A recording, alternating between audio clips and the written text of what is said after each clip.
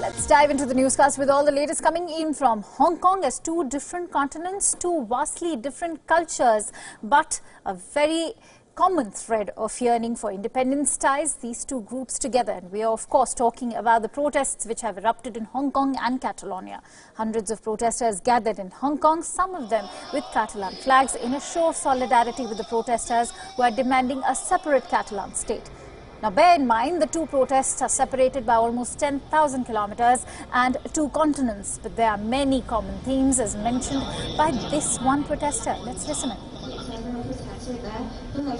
A lot of things are similar with Hong Kong here in Catalonia.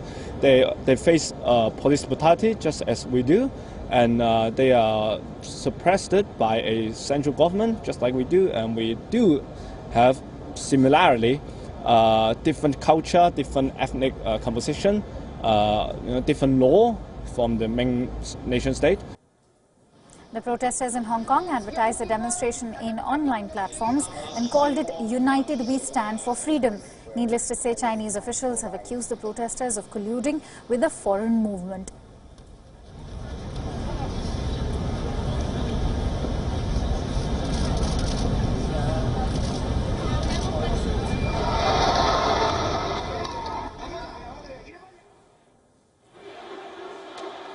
So let's take you through some of these common threads between Hong Kong and Catalonia. First, of course, is the rationale behind the anger and dissatisfaction with the greater national power who's politically dominating over the region.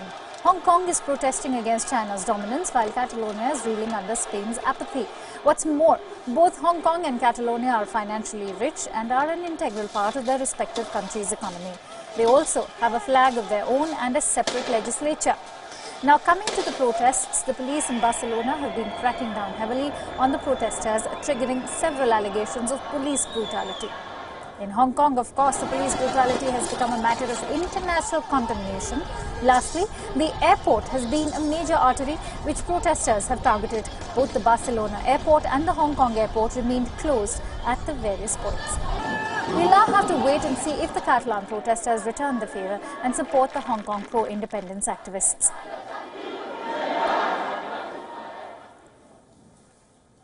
But it's not just Hong Kong and Catalonia which are witnessing unprecedented protests. The political turmoil in Bolivia is deepening even further, with incumbent President Evo Morales and his opponent Carlos Mesa engaging in a verbal spat. Evo Morales has claimed victory even as the opposition claims of the counting being rigged.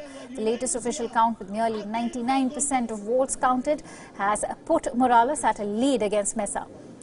Morales has got 46.49% votes, with Morales garnering 36.07% of votes. This result allows Morales to go ahead and form the government without engaging in a second round. The opposition, however, says that the counting was rigged and called for another electoral round. Supporters of both the factions have been taking to the streets and engaging in clashes ever since the vote counts started coming in. Carlos Mesa has urged his supporters to adopt a peaceful path in their demand for a second round-off.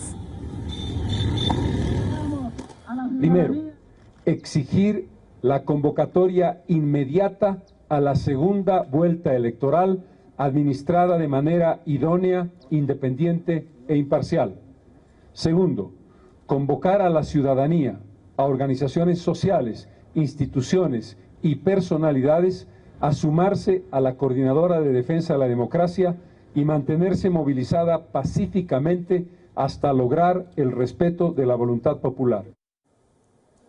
The Organization of American States, an independent regional organization, has also recommended holding a second round, citing the unexpected interruption to the vote counting process and a sudden shift in Morales' favor post the resumption of counts. Bolivia's Foreign Minister Diego Parry has insisted there was no fraud in the elections. Responding to the organization, Parry said that there was no possibility for manipulation nor adulteration of the data, and the official count was indeed accurate. Evo Morales has also rebuked the organization for questioning the legitimacy of the elections. Morales has accused the Mesa-led opposition of attempting a coup against him. Con democracia, sino con golpe de Estado. Hermanas y hermanos, ¿quién es el verdadero que busca fraude? Los que buscan fraude son los que queman las actas de las elecciones, son los que queman, hermanas y hermanos, las instituciones colegiadas, como el Tribunal Supremo Electoral, en Pando, en Chuquisaca, Sucre, en Potosí. Ellos son los que buscan fraude electoral.